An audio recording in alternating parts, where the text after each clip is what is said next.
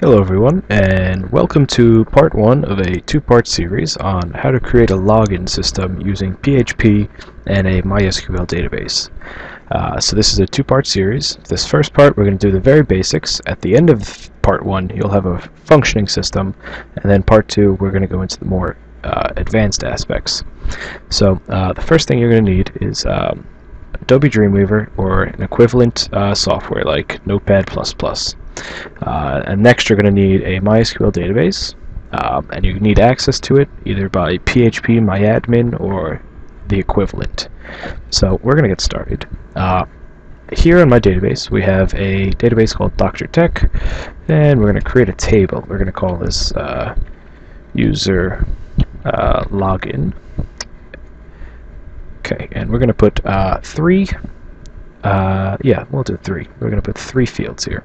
We're going to do username, password, and we're going to click down here, add one more column, and we're going to put email. Now keep in mind everything here is case sensitive. For type username, we're going to do text, password, text, and email text. I'm going to go ahead and click save. And if we click over here, here's our table. There's nothing in it. That's going to be fixed in a minute. We're going to put a value in there in a moment. Now, as far as the website, we really only need three main pages, 4 pages. Page 1, we need a login page. We're going to need a authentication script with PHP. That won't be a page though, that's just going to be a script. Also, we're going to need a global variable script. We're going to get into that, and then we're going to need a login success page. So over here on my server, I have a little folder called test files. We'll create a subfolder. We're going to call that login. And we're going to create a new file. We're going to call this one login_form.html. And we're going to open that up for editing. There we go.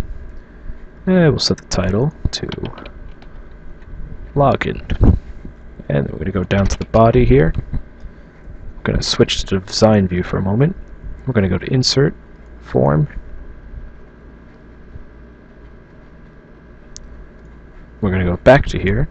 Form ID, we're going to call login, very simply. Name, login. Method, we're going to keep as post. Action, we're going to set to auth. It's just shorter for authenticate.php. I'm going to save that, so I save things religiously. We're going to go back. We're going to type text field. This is going to be username. Label, same, username. Now this is case sensitive, so I'm going to do lowercase for now. Okay, so username, we're going to go down, and we're going to go another one. We're going to call this one password, and password. And then we're going to go to insert, whoops, not table, insert, form, button. And we're going to call this submit. And the label is also going to be submit. Actually, we don't need that. We're going to go ahead and get rid of that double submit. There we go. So we have a login form. We're just going to spice this up a little bit.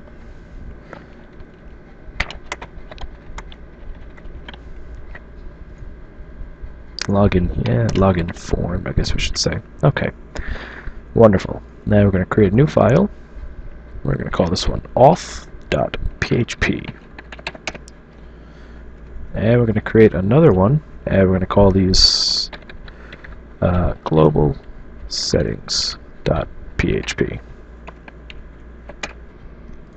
Okay, we're going to open up global settings, and global settings is just going to have stuff that rather than typing it a million times, we're going to type once and save us some time later on. So we're going to open a PHP tag and close the tag. We're going to type define parentheses. We're going to call it host name, and it's localhost. And we're going to close that. And we got to put an end, and we're going to do define, whoops, username, And the username, this is what your username for your blanking out here database is. My username is Patrick_Dr.Tech,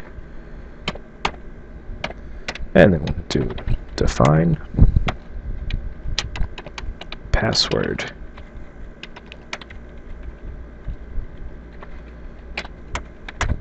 And you're going to put the password for your database here. Mine is temp1234. Wonderful. 5. 1, 2, 3, 4, 5. It doesn't matter because I'm going to change it after this tutorial so none of you can access it, because that would be bad. Okay, so we have that.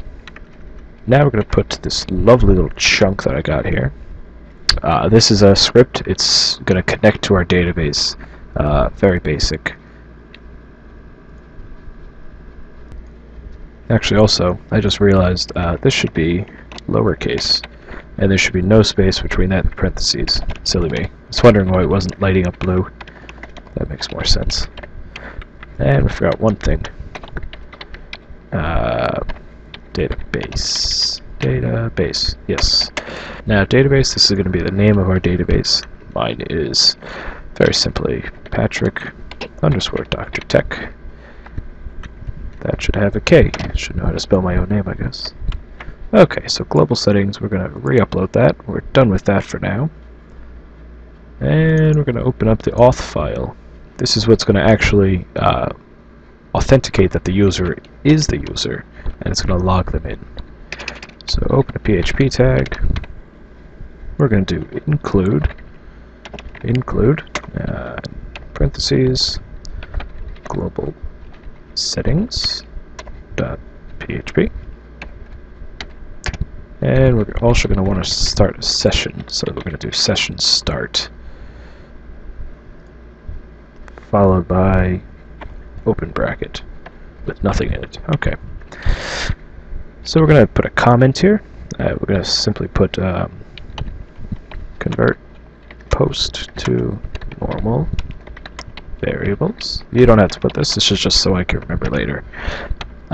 What this means is when this login form submits, it's going to submit in a strange variable. It's annoying to type, so we're going to convert it to a simple variable. This can be done as follows: $password equals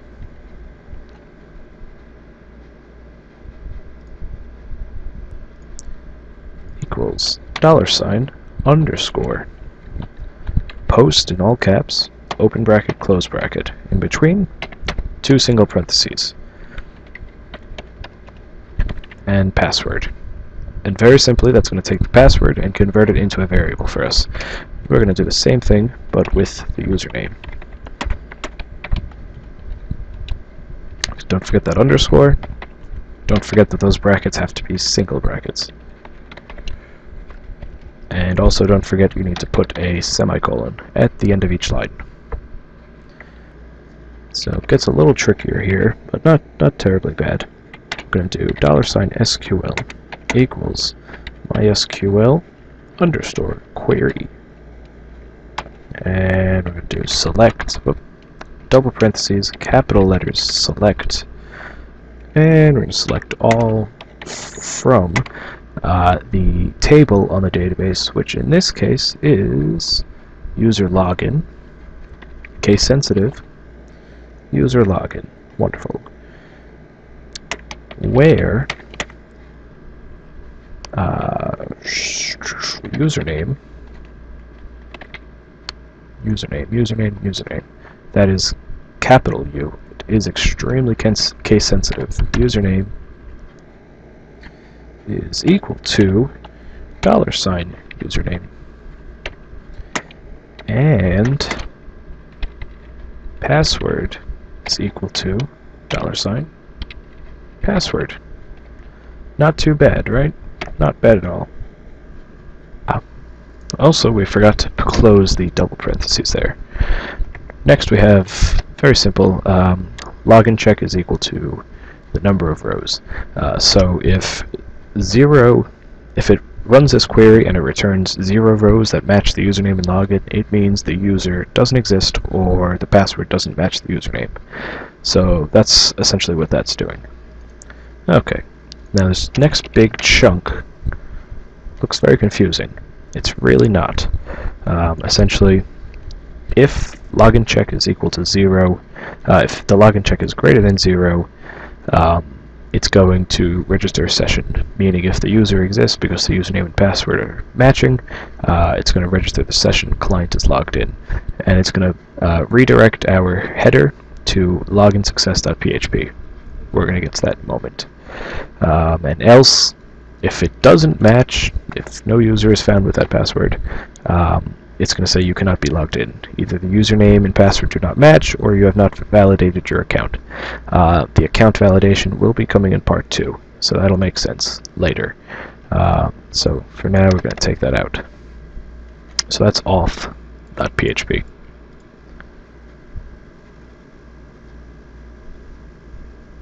Okay, now very simply, we're going to make a new file, and we're going to call it login_success 2c's success.php, and open that up, and that's just going to be a very basic page. You have been logged in. Okay, so that concludes part 1. This will create a fully functioning login system. One last thing. We never put any information in the table. That's coming in part 2. We're going to build a form that will insert data. Until then, if you want to test this out before part 2, simply go to Insert and make up your own stuff.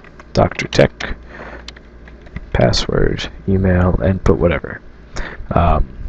Insert that into the table, and then you run the test, and it should work. Part 2, we're going to build the form that writes the data to the database, as well as an activation script to make sure that people are legitimately creating accounts, and as well as a reset password and a logout script.